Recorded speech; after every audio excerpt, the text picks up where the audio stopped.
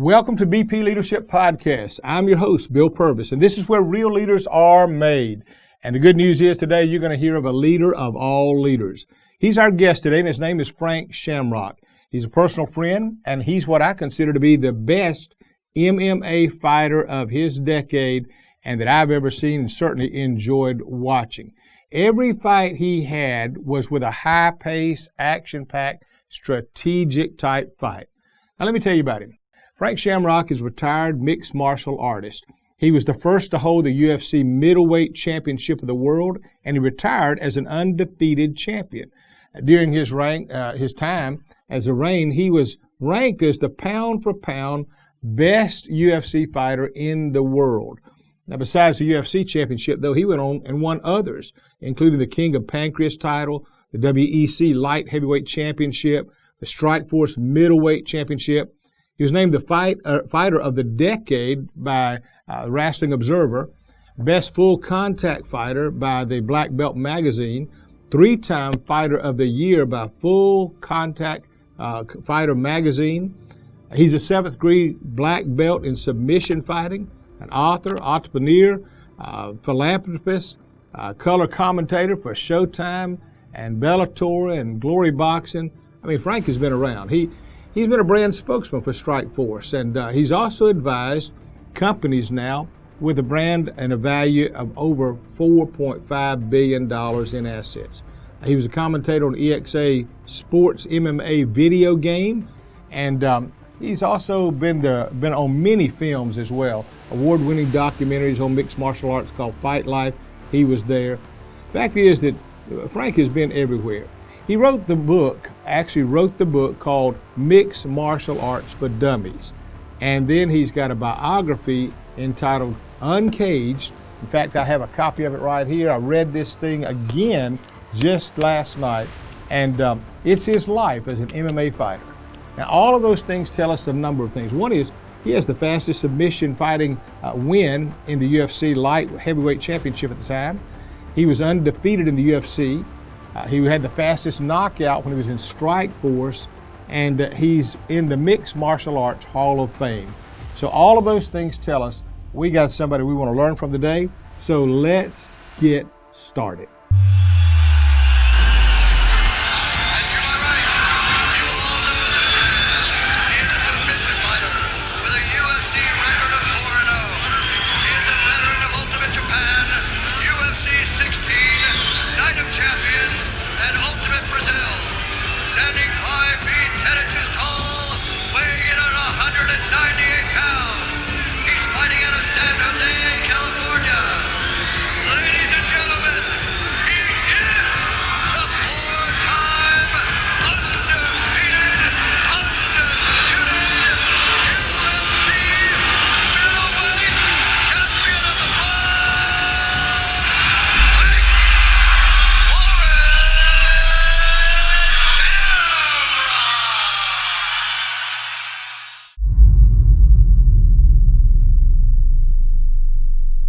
Great to see you again.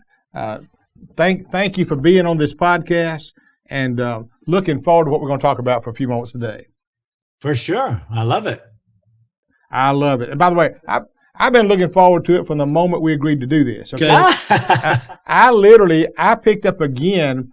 I watched almost all of your fights again the other day, and then I picked up your book, Uncaged, reread it again, took the last 2 days, reread it, marked it up. And so I said, if Frank were to die halfway in the broadcast, I'd be able to finish up a few of the stories there. Not nearly as good, but, buddy, I want to tell you, what a story. I can't wait to hear it and to share it and to have you share it with the folks today. So let's do something for a moment. I know you had a life from a childhood of abuse and through foster care and wards of the state and prison, and then on top of that, reached the top of the fighting game and became, in my opinion, the best there ever was and will be. You just always have been my favorite fighter, but you're also the guy that you went through every experience and learned something. You didn't just take the experience, but you actually broke it down, figured out things, and learned from it. And the fact that you reached the very top of the most competitive athletic sport in the whole world, but behind all of that is a backstory about your life. And that's the part that I wanted to kind of help people to understand that, because most of us look at fighters, we say, man, that's where they are, but we didn't know where they came from to get where they are. And so tell us about your story, about the background, who Frank Shamrock was when we didn't know him as a UFC fighter. For sure. Well, I grew up in a small town in Northern California, and I assumed I was just a regular kid. Had the regular kid stuff, would play outside and spend a lot of my time, in the outdoors and kind of being, I don't know, like a Mowgli type child. But I started getting in quite a bit of trouble when I was quite young. I was about 8 or 9 years old. I started just stealing and, just kind of being a general knucklehead. And that started a process where I'd go see, counselors, and I was in all these different kinds of, community programs to sort of figure out what was wrong with me. I didn't really know what was going on until when I was 10 years old, I threw rocks at a train. And in the state of California, that's a felony. Wow. So for the first time, I was convicted of it, and I was sent to juvenile hall for 11 days when I was 11 years old.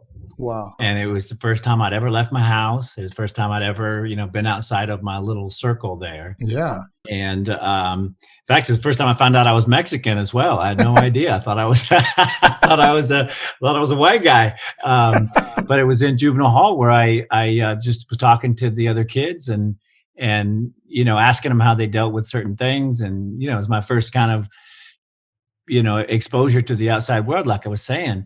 And when I was explaining to them the things I was dealing with, like, hey, I'm locked in the closet, I'm living in the backyard, I got these other things going on. And, all these kids just looked at me and they were like, Frank, that's not right. That's like child abuse. And so, kind of opened my mind up, and I started to, sort of understand that what was happening to me as a child was not normal. Yeah. And, I had some great counselors. This is at the Redding Juvenile Hall in Redding, California, and just really, wonderful counselors that, I was telling them what was happening. They didn't believe me. They were like, "Oh, people don't do that, and you you just need to straighten up." And Yeah. But one of them, who was just a doll, and it pains me, I can't remember her name, but she was like, "Listen, if you keep doing this type of stuff, they're going to take you from your home."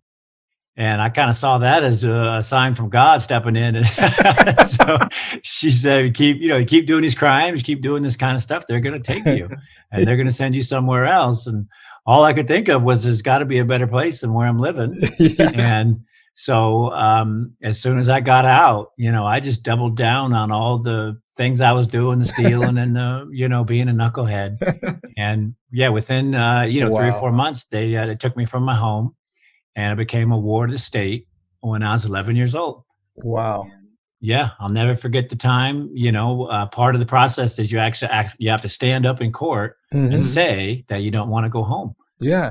So I remember it's probably the first, real statement I've ever made. But I stood up and I said, I don't want to go home. I'd rather be a ward of the state. And then from that moment on, the state of California was my mom and dad, and I began. Going into group homes and fight. Well, I started in a crisis center, and then I ended up going into group homes and foster homes, and honestly, it was an amazing experience because each family I went to was different, and most of them were Christian or most of them were religious, and they were kind of doing their civic duty, trying to help people out. Yeah. But I had this wonderful experience of learning about different families, different views, even different religious, beliefs. And it completely opened up my whole life. So you had a better home getting into the system than you had that you came from. Yeah, I really, truly did. Yeah. And, it really was by the grace of God and by the kindness of these people who took me in. Yeah. Because I was literally a troubled kid, I had emotional issues, I had all kinds of social problems. Right. They'd bring me into their family and, plug me into the unit, sit me at the kitchen table, and, dads would be dads to me. And it was a really cool experience. Yeah. I missed my family, but I didn't miss what was happening to me. Yeah. And Yeah, you seem to be like you were overlooked so much at home in your own home, or if you were any attention, it was bad attention. And so the interesting thing about that is you were just, to me, the more I know about you, the more I read about you and all that too as well, and got to know you, you're not any different in some ways. You were so inquisitive and wanted to learn, and and they stifled that, and we'll talk about the put you in the closet and all the other things, but I look at you as like, I raised 3 boys. I say, that was what boys do, to me, and so it's amazing to where you came from, both, and you found that way to get out and survive in a place where people would think that's the worst. That became for you the place to thrive. Yeah, it really was. And I mean, honestly, as funny as it sounds, I loved going to juvenile hall. I mean, it was, I had good food and, tons of community, and people genuinely, I could tell people cared. Yeah. And there was a structure, wasn't there? Yeah. Yeah. So I really, in fact, when things would go bad, at these homes, or when I wouldn't, I'd feel awkward, or wouldn't, I'd get in trouble. I would purposely break the law so I could go back to juvenile hall and hang out with my friends and, be with my counselors. And, but unfortunately that became a cycle. Yeah. So I didn't realize that there was this clock ticking, there was this tally marks. And so, as I continued through the system, I got to more and more security. I got to, more and more lockdown type homes, and families became less and less excited about taking me in because I would do, dumb things, break the law, get sent back. Right. And it wasn't until I was almost 13 years old that I'd kind of run the course. I'd gotten all the way to, the last steps before they send you to, work camps and real lockdown facilities. And that's when I met Bob Shamrock, and it changed my life. Gosh. And that was the part where at his home, he became like a father to you, didn't he? That was the one that you had a relationship and a connection to. He put into your life what you'd been missing. And that was, tell me about, how did he get started doing because he had a home for boys, right? Yeah. Shamrock Boys Ranch was, it was known throughout the system as a pretty tough place. Right.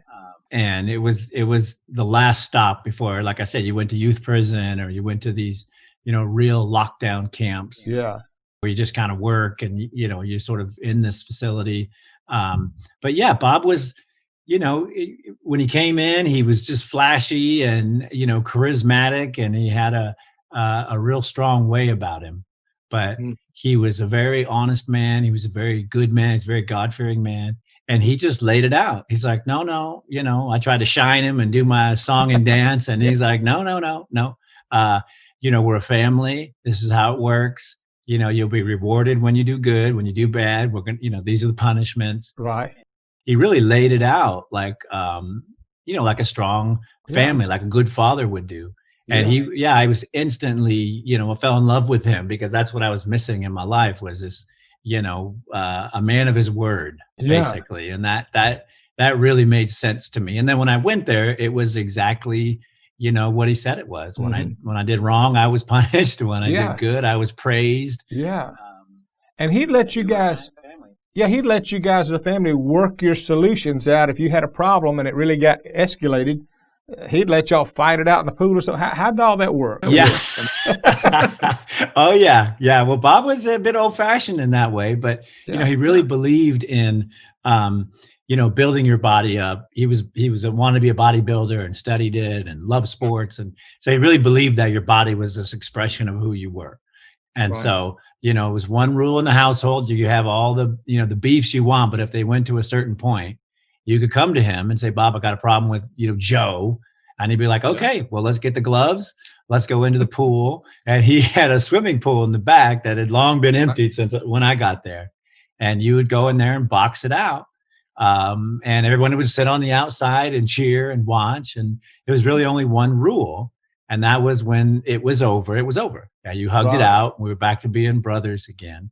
And, for me, it was amazing because, I had a brother, he's since passed, Perry, but, for that time, I had 20 brothers. And it was, it's just powerful feeling Yeah. of brotherhood. Wow. Well, that's a good way and a quick way to be able to settle it for sure. A lot of security in that.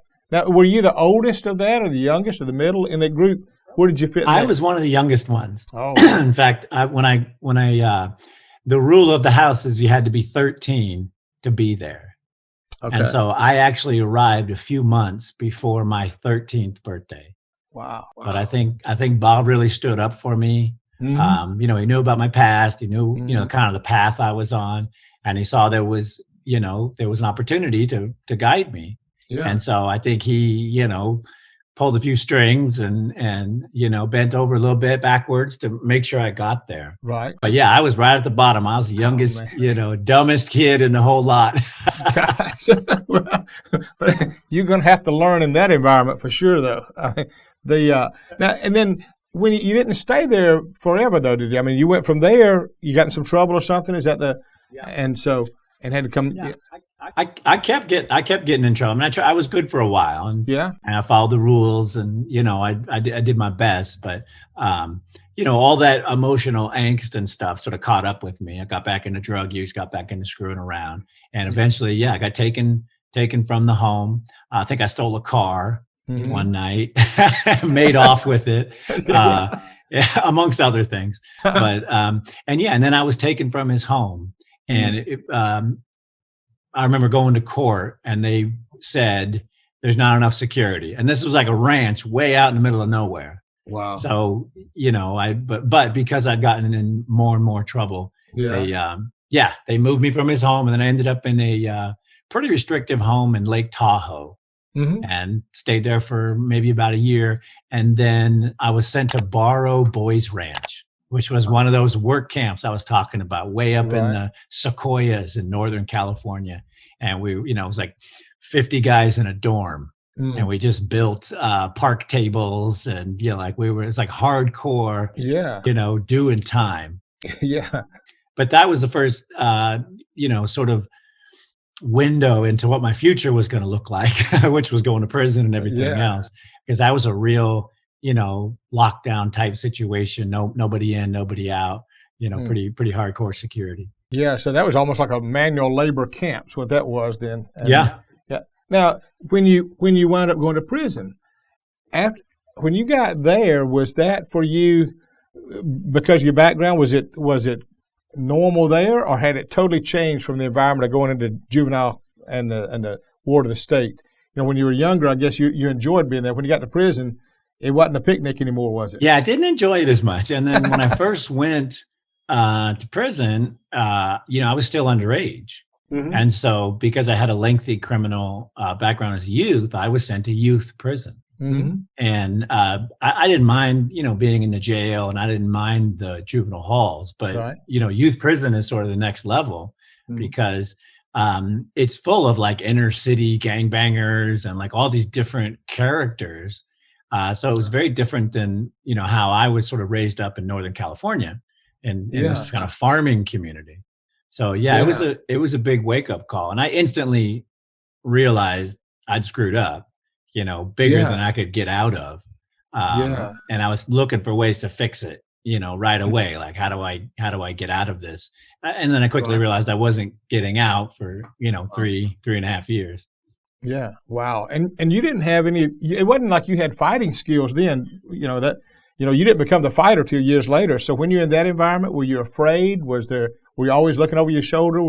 How was your mind during that time? Yeah, I was very afraid. I mean, I grew up on the streets. I grew up in an institution, so I knew how to walk and carry myself. But there was a different level of criminal and, youth criminal in those facilities. Yeah. And it's, the common thing is everyone comes in afraid, everybody's scared. Yeah. And so you mass together in your group and your gang and your race, you kind of find your posse to sort of protect you. And, I realized that I kind of didn't fit into all that. I was Mexican, but I didn't know, I had a lot of social issues. Right. So I chose to walk alone. And, that made it a little bit more frightening because, when things happened, it was solely up to me to deal with them. Wow. There was no, outside support. It was Yeah. just me. Yeah. So yeah, that was a pretty frightening time. Gosh. And I guess, the biggest thing along that line, you still are you starting to kind of process it and figure out, okay, if I'm going to make any changes, it's got to be up to me. Everybody else has tried to help me, but I keep winding up in the same place. Now it's on me. Did you ever hit that kind of moment? Oh yeah. Yeah. Within the first 6 months, I'd realized how badly I screwed up my life. Because, prior to that, it was a game. Yeah. It was a game. Like I was, I can see my friends, I hang out. It's fantastic. Find a new Right. family, I go see them. And so, it didn't dawn on me the severity of it until I went to youth prison. And then all of a sudden I was amongst, these hardened criminals. Yeah. And then, to add to that, I had a young son. Mm-hmm. And, Yeah. one of the biggest desires in my life was to be a father, because my father left, I never knew my father. Mm-hmm. And so to have that role was so important to me. Yeah. I was there was no way I could fulfill that role. Yeah. So, besides, becoming aware of what I'd actually done and realizing I couldn't get out, my driving force was to be a father to my son, to have, a family, and I couldn't do that either. Right. So yeah, I had big wake up call when I was in prison. And that's when I really decided to make some changes in my life. That's when I started, looking inside about who I really was and the things I did. Yeah. And then one of the, the biggest help to that was Bob Shamrock. Mm-hmm. Even when I, left his home, even when I kept going in the institutions, he was always there. I mean, write me letters and, send me encouraging notes and, give me the dad talks. He'd come out, drive 6 hours, come see me and give me a dad talk. And, those talks were, hey, you screwed up your life, but here's what you can do going forward. So I always had hope, and I always had, him as a mentor and a supporter. Yeah. Oh, that had to be crucial at that time in your life. I mean, to know that he's willing to say, I haven't given up on you. I'm not forgetting you. I'm not just saying, okay, we gave Frank a chance, but he's out of here. And, the fact that he stayed in there with you, that's got to mean the world to you. And, it really did. And he was also the one, like I said earlier, he loved athletics and building up your body. And so, peppered amongst the dad talks would be, build your body, build your mind, build your spirit, keep learning, keep growing. Yeah. There's something, he loved my build because I got this fantastic, genetics. And so he was always like, you got these great genetics and you just got to keep building on them. And every time you work out, you get stronger and stronger. So he kept building this mindset that my body could be a tool. Mm-hmm. And I could use it, to find success in sports and whatever. It didn't matter. But he just kept this, constant conversation going. And I also think he loved bodybuilding. Yeah. So, it was part of his love as well. Yeah. But he saw my potential and he just kept, giving and giving. And, and 3.5 years is a long time. Yeah. Especially in prison. Yeah. I mean, that's a long time. It would be. I mean, the days would drag on. You'd think, am I ever getting out? Let me ask you, and during that time, you still hadn't embraced anything about going into fighting yet, had you? I mean, you were still in prison just serving your time. Yeah, I was just doing time, and I continued to do athletics, and I worked out every single day. I quickly learned in order to get the most nutrition, you got to work in the kitchen because they get the food first. So I always worked in a kitchen somewhere. I got up crazy early, went and did a kitchen job, and then, lifted weights. And then instead of walking with the gangs and doing all the crazy stuff, I read books. Yeah. And I went to college. I got myself educated. I realized that, I didn't know a lot of stuff. Yeah. Oh, I'll be honest. I'll tell our listeners, anybody that knows you, I've had the privilege, and you have much more than me, of meeting some smart people.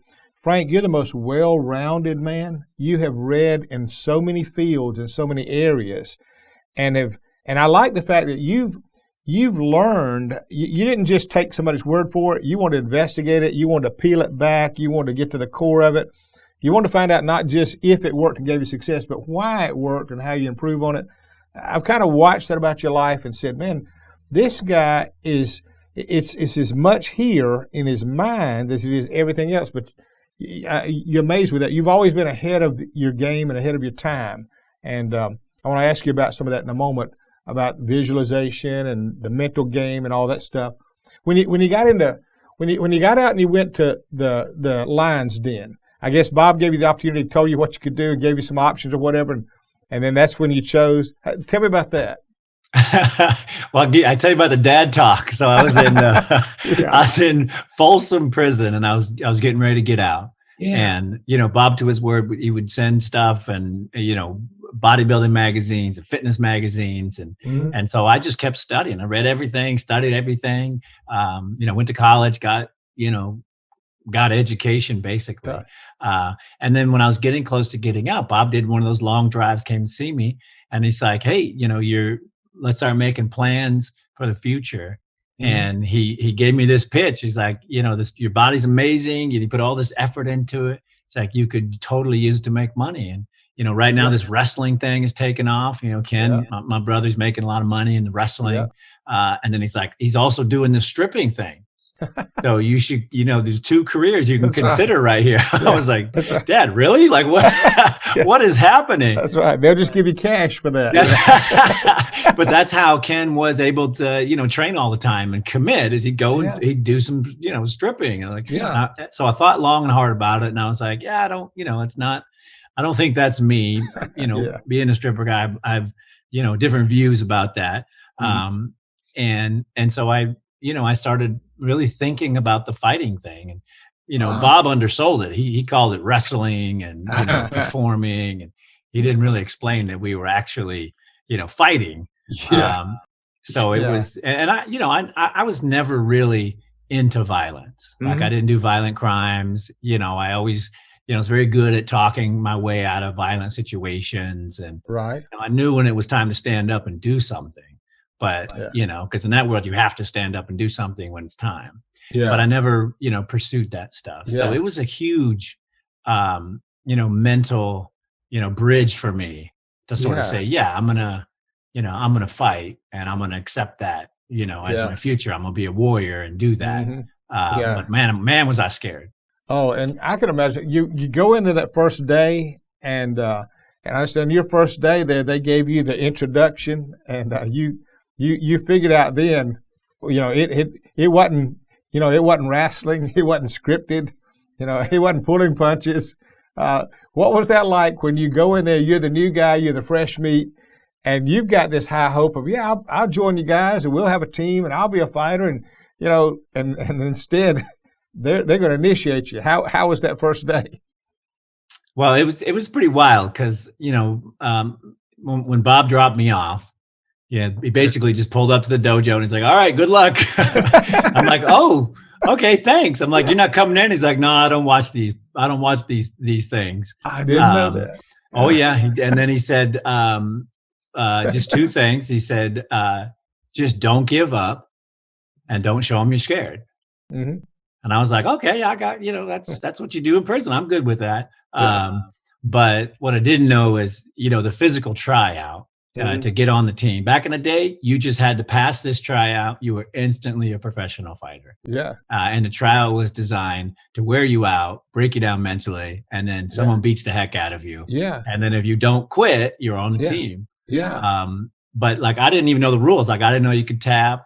I didn't know any of that stuff because I was in prison. I didn't see this sport developing on the sides. So it was brutal. I did 500 squats, sit-ups, push-ups, and leg lifts, which takes about an hour and a half. And then, after I'm completely exhausted, I do a 20-minute sparring match with Ken Shamrock, my brother, and he just beats the snot out of me. Just beats me. Like, I thought I was going to die. At a couple points, I was like, well, this, can't give up. But, he, choked me unconscious, broke my ribs, twisted my knee out. Just absolutely brutal. I mean, it took me about 2 weeks to recover, and in the first week I couldn't walk. I was scooting down the stairs, like I was just like this, mangled human being. And I was on my first day. 3.5 years of prison, you walk out one day at the lion's den, you almost have to call 911. I was done. Oh man, I can't believe. And you went back. That's the part that makes you say, either Frank is totally crazy or Frank is never going to quit. He's going to do it till he dies. But the fact that you would go back after that, most people would have said, I won't even drive down that street. And yet you do that. Was it the reason that you were so hungry, or you wasn't going to quit? You were going to show you can make it? What was it in you that said, when I'm healing up, I'm going right back? Well, I really had faith in what Bob was telling me. Yeah. He'd never stood me wrong. He'd always been a man, like I said, a man of his word. Yeah. And so, I believed, even though I couldn't see it, I believed that, this investment in my body, that all the work that I had done would have this value.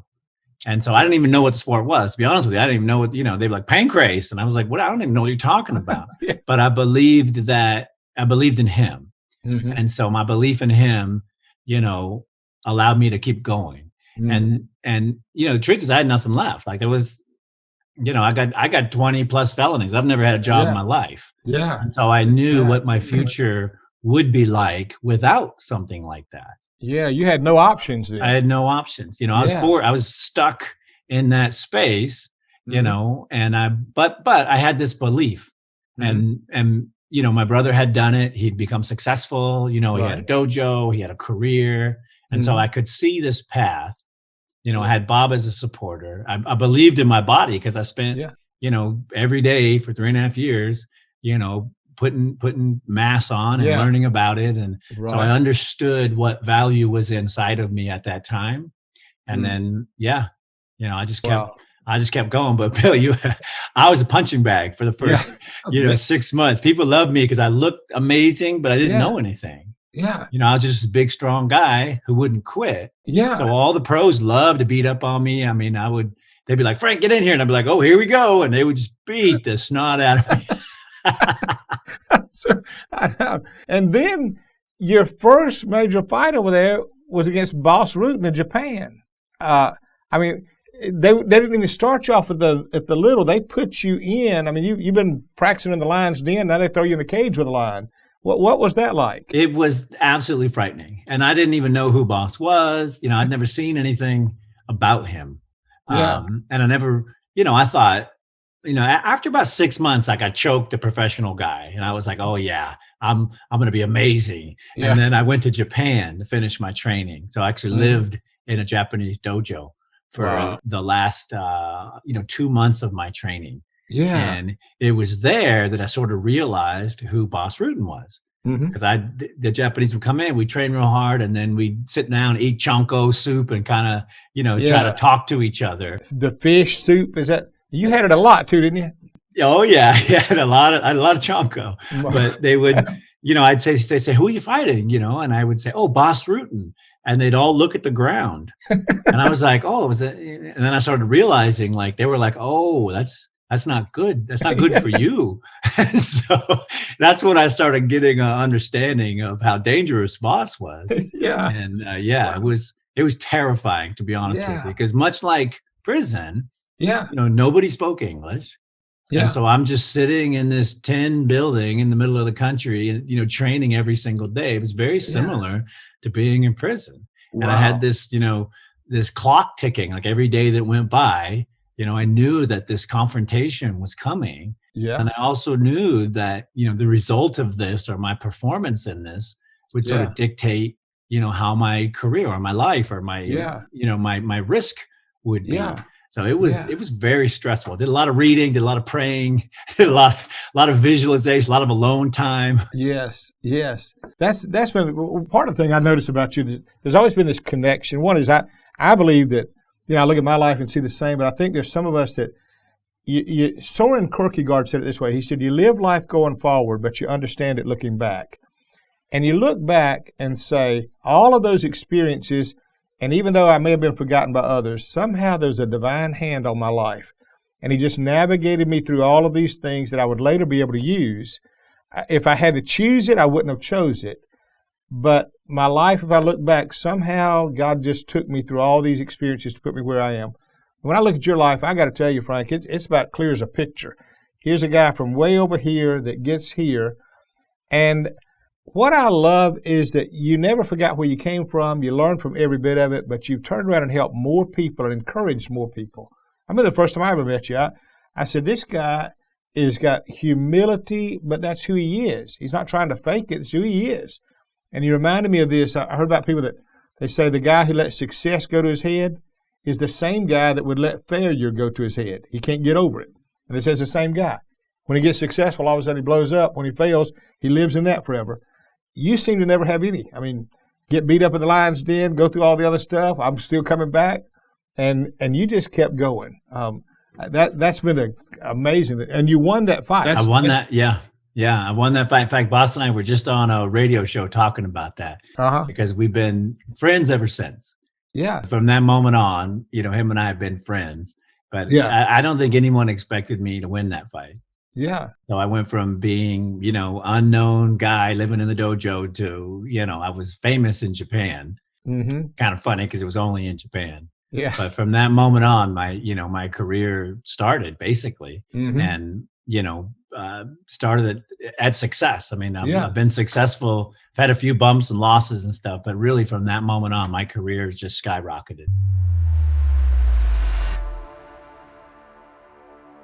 Well, that was part one of Bill's conversation with retired MMA world champion Frank Shamrock. And part two is coming out soon. So if you're watching this live as it's come out, make sure you stay tuned for next week when part two comes out with Frank Shamrock. And if you're watching this after it has already aired, make sure you go check out on our channel part two of our conversation with Frank Shamrock. And while you're there, make sure you subscribe to our YouTube channel and hit the bell so that you get notified whenever new podcasts are released. We're glad you tuned in. And as always, remember that this is where real leaders are made.